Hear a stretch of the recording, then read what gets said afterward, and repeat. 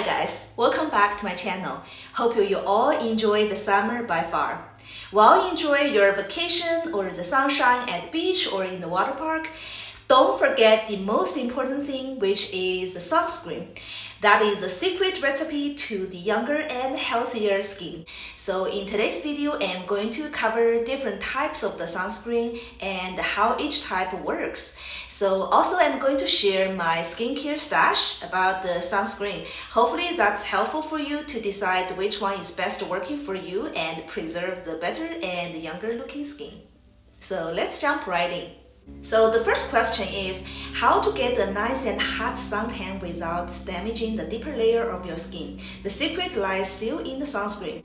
So eventually we're gonna get a sun-kissed skin, not a sunburned skin, right? So with the products on the US market, that will help you achieve that goal. So when you apply enough layer or amount of the sunscreen products, you're gonna get a nice tan without the fully boiled crab kind of skin, okay?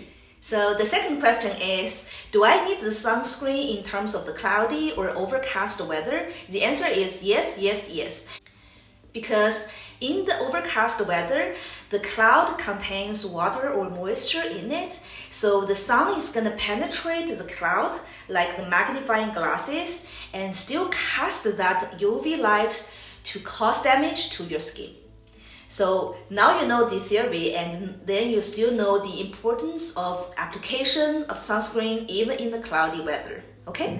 Now, question number 3 is, what damage would I expect if I don't apply the sunscreen at all? So two immediate aspects that I can think of. So number 1 is the photoaging caused by the ultraviolet as well as the visible lights. Regarding the photoagent, what it does is that both UV lights and the visible lights can work synergistically to expedite the aging process of your skin cells. So when you expose yourself on the daily basis to the sunlight without the protection of the sunscreen, the 20-year-old skin could look like a 40-year-old, which is not ideal from the aesthetic perspective. And I mean, who doesn't want a baby skin, right?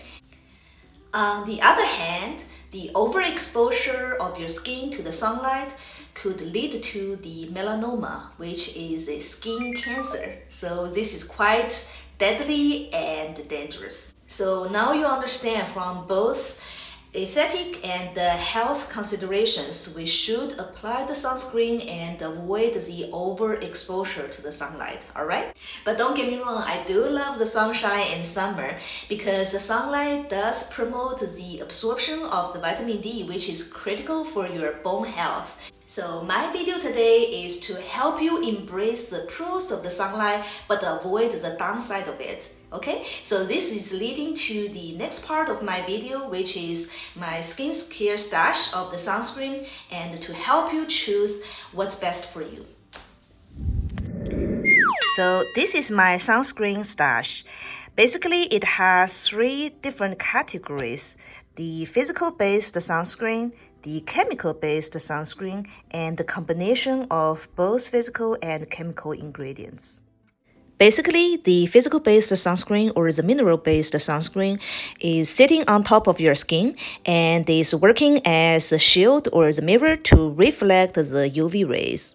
Versus the chemical-based sunscreen can penetrate your skin and is working by absorbing the UV rays and turning them into the heat.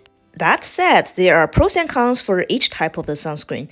The mineral or physical-based sunscreen is working the best for the sensitive skin and can effectively provide the broad-spectrum protection. But the downside is that it could be heavy and clog your pores. Then the downside for the chemical sunscreen is that firstly, it takes time to be effective, and secondly, once it's degraded, the products could be detrimental to your body, for example, to disrupt your hormone system.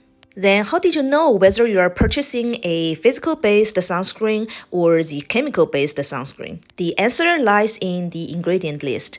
For the chemical or mineral-based sunscreen, just look for the zinc oxide or titanium oxide.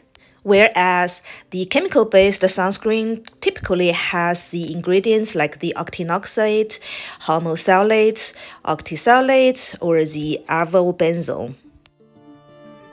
Another type of sunscreen is a combination of both mineral and the chemical sunscreen ingredients, like this Clay Depot UV Protective Cream.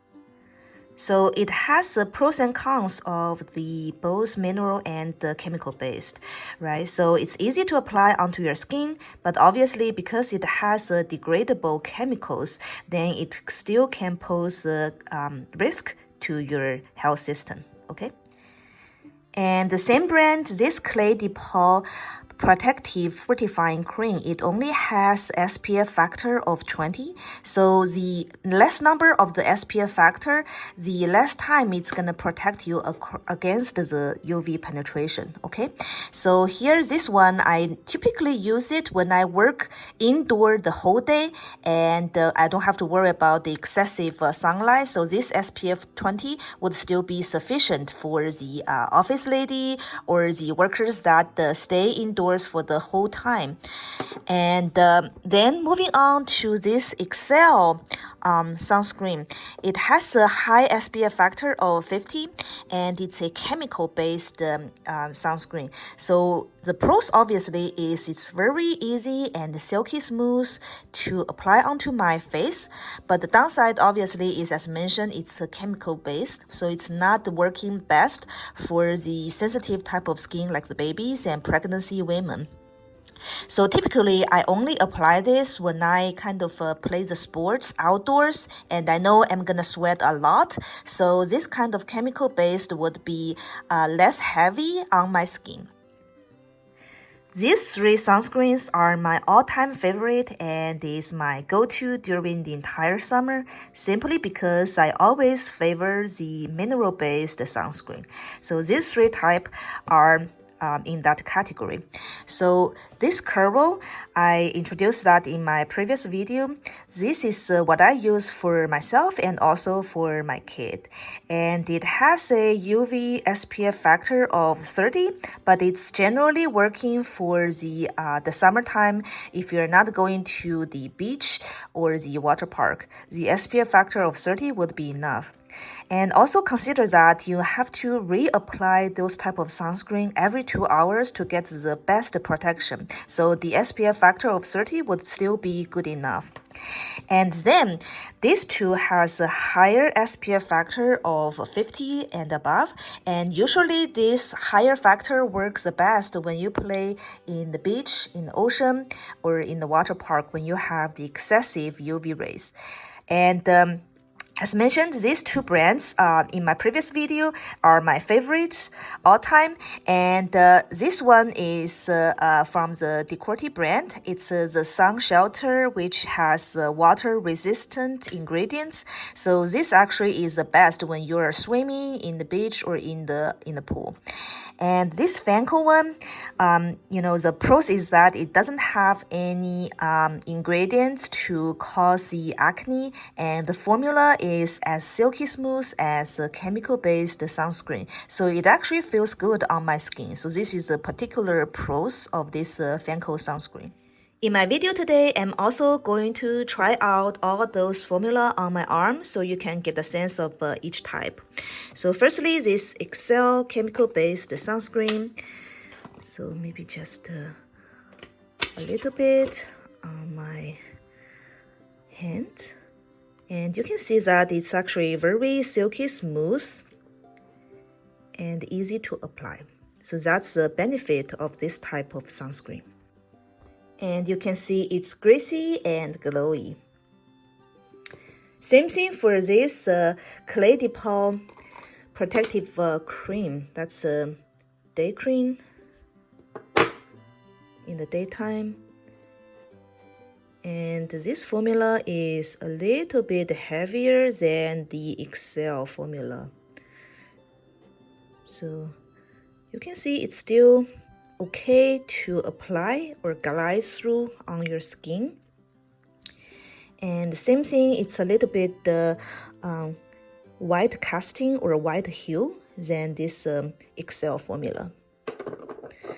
So I feel the Excel formula is the lightest weight in all my sunscreen stash.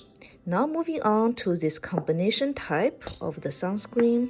It's almost empty. So this is to tell you how much I love it. It's a little bit pink hue to begin with. And then when you apply it into a thin layer, once it's fully settled down, this pink hue can go away. Okay, so don't worry about the hue or the cast here. So when I travel a lot, I always bring this Clé de Peau protective cream and the Fancl one. So I just alternate the use of each to enjoy the benefit of each category of the sunscreen. Now moving on to my all-time favorite, Fancl Protective UV Cream. As I mentioned, this sunscreen, even though it's the mineral-based sunscreen, it's very silky smooth. You can see that it's very liquid and fluid, right? And you notice that this has more obvious of the whitish hue compared to the other sunscreen because, you know, it has that high percentage of the zinc oxide. So it tends to have that hue because of the color of that mineral, okay? Now moving on to the Decorty water-resistant sunscreen, and I like this one, as I mentioned, particularly in the swimming, in the beach, or in the outdoor pool. So this could be especially helpful because it has water-resistant ingredients, so they give me more security or reassurance in the water. So usually when you're swimming, the water or the chemicals in the pool can wash off your sunscreen ingredients much more quickly. So in that sense, usually I either reapply the sunscreen every 1 hour, so more often, or kind of put on those water resistant or water proof kind of ingredients during the swimming. So you can see this one, even though it's mineral based, but it doesn't have that white hue. So each formula does differ, and you just have to see which one works for you. Okay, so you see that the Fancl one still has a little bit of the white hue, while others are almost transparent. Okay. Last one is this Curl UV Protection Essence. So this one, I typically bought it for my baby kit, and it doesn't have any fragrance or parabens, so it's the safest formula for the little one. And you can see that this one is actually the heavyweight formula, but because of its I guess the formula doesn't have those oil-based or the paraben or fragrance, those type of ingredients. It tends to be heavy, and I want it to be heavy, and it's working as a shield to protect my kid's skin. So that's okay. All right. In order to enjoy the full spectrum of protection, don't forget your hat and a pair of sunglasses. So for this type of hat, usually I think they will offer the SPF factor of 50 and above. So this one works as a physical shield of the physical protection against the sun rays. And for the sunglasses, I don't have any recommendation or particular preference for any brand. As long as it's a decent one, it should offer the protection against the sunlight for your eyes. Okay? Hope you enjoyed today's video and find it useful. Thanks for watching. I'll see you soon. Bye.